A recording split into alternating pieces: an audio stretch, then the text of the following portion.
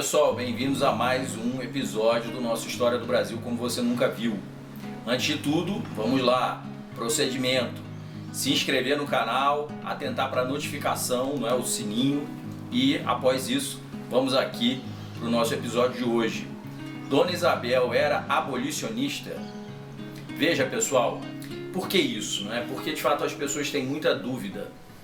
Dona Isabel, dita a Redentora, não é? Que é o nome do nosso Instituto Cultural, não é?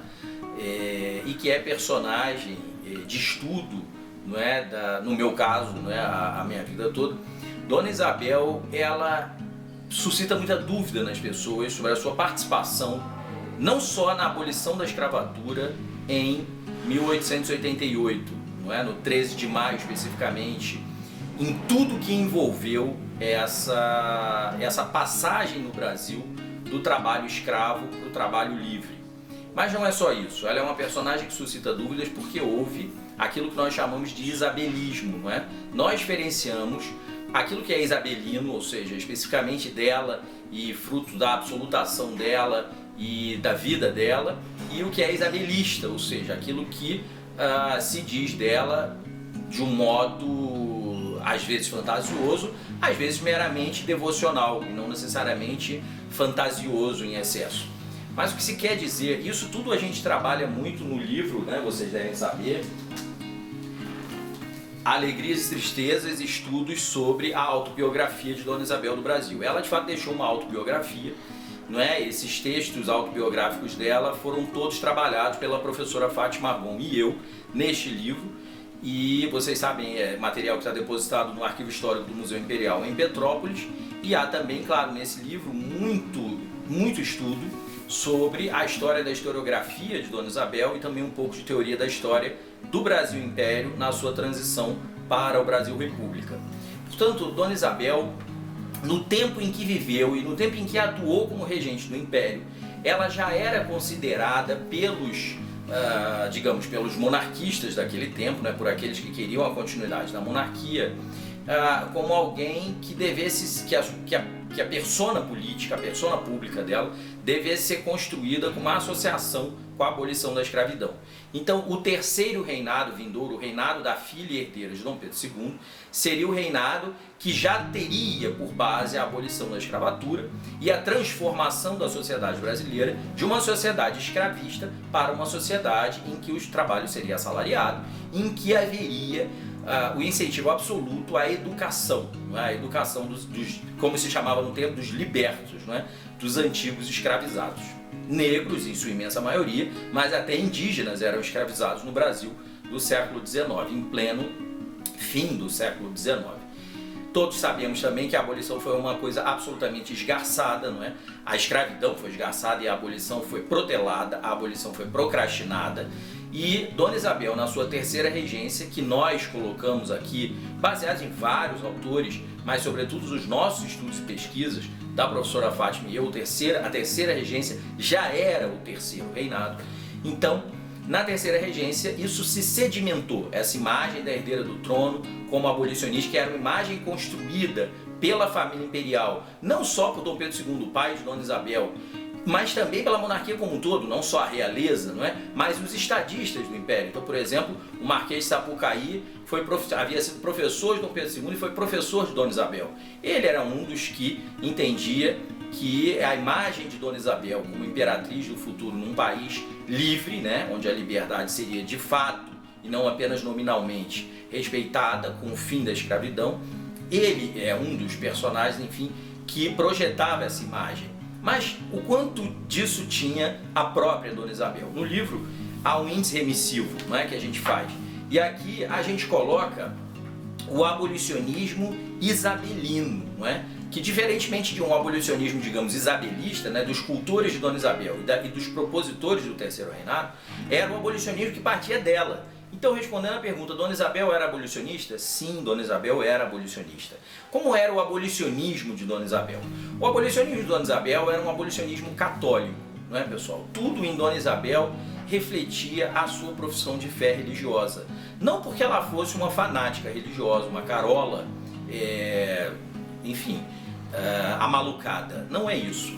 Dona Isabel era uma pessoa inteligente, muito culta, não é? Se parecia muito com seu pai, Dom Pedro II, que fez dela uma leitora voraz, fez dela uma estudiosa como ele havia sido. Nem pai nem filha são avatares, eu gosto muito de falar isso, de nenhuma ciência, não é? A gente não pode falar que nem Dom Pedro II nem Dona Isabel. Dom Pedro II, como a gente já falou, era um intelectual. Dona Isabel, a seu modo, era uma pessoa intelectualizada, não vamos dizer que fosse intelectual no nível do pai, mas Dona Isabel era extremamente culta, cônscia, né? E inteligente também, claro, cônscia das suas, daquilo a que ela estava destinada, né? Cônscia das suas funções, dos seus encargos.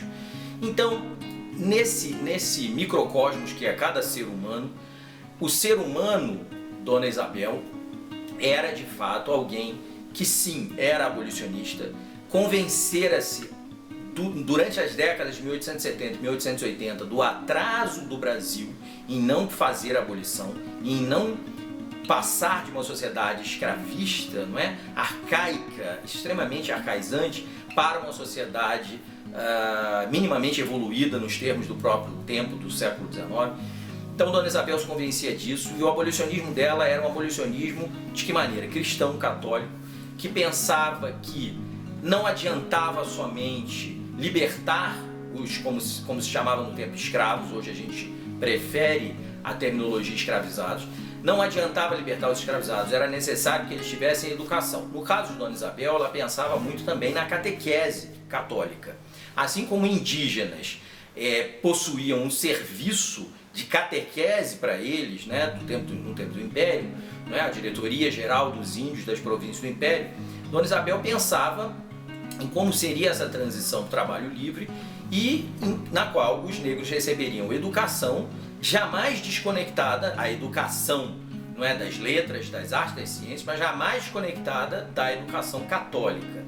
Dona Isabel pensava isso porque ela no seu íntimo acreditava que somente na Igreja Católica, somente no catolicismo, existia a verdade, né? A verdade revelada, que é Jesus Cristo.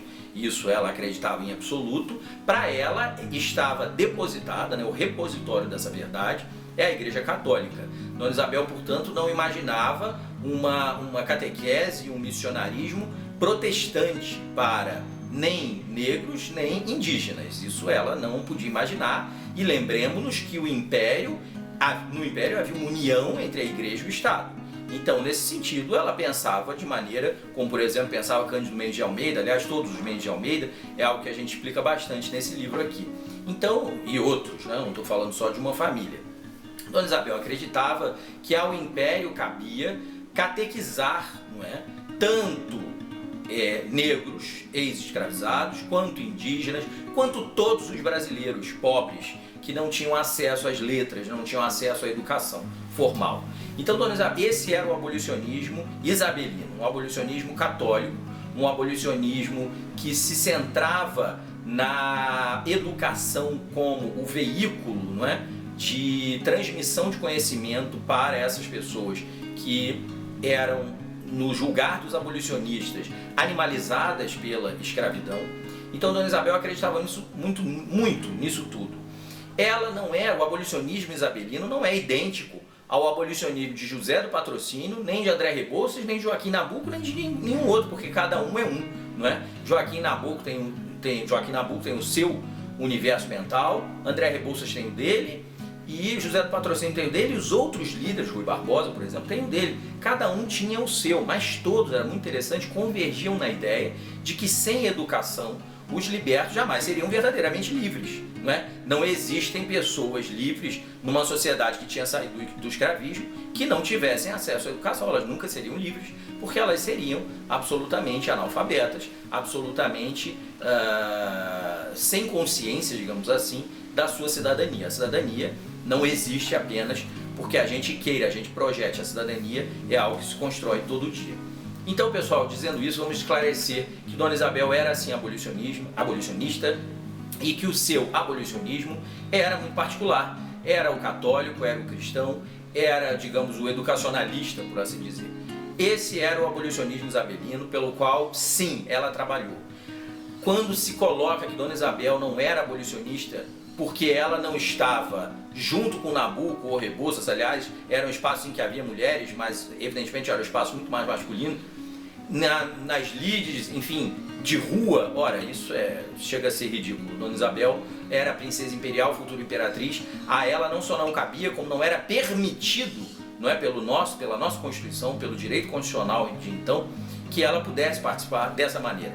Mas ela, muito interessantemente, quando você conhece a biografia de Dona Isabel, você descobre que ela apoiava esse movimento abolicionista, que a gente pode até chamar de radical. Quando você sabe que o quilombo que existia no Leblon era se chamava de fábrica de camélias do Sr. Seixas, que era um eufemismo para o quilombo do Leblon. E quando você sabe que ela comprava as camélias desse quilombo, e não só comprava, cultivava, plantou camélias nos seus palácios, mas por quê?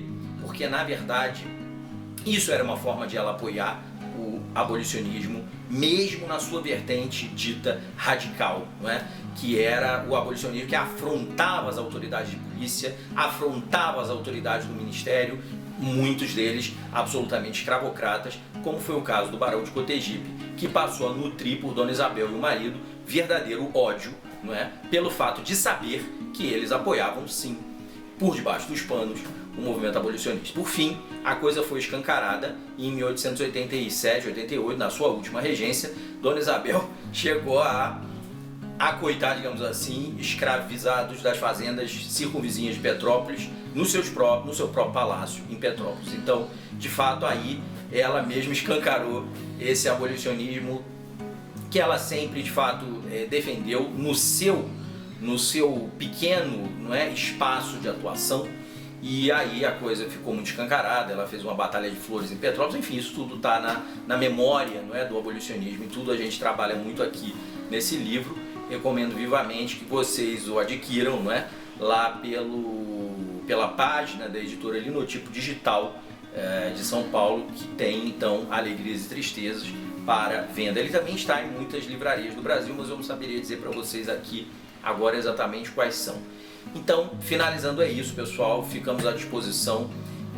Leiam bastante sobre o abolicionismo, o movimento abolicionista, mas também a participação que foi fulcral de Dona Isabel de Bragança nesse processo, o processo de abolição da escravatura no Brasil. Muito bem, muito obrigado.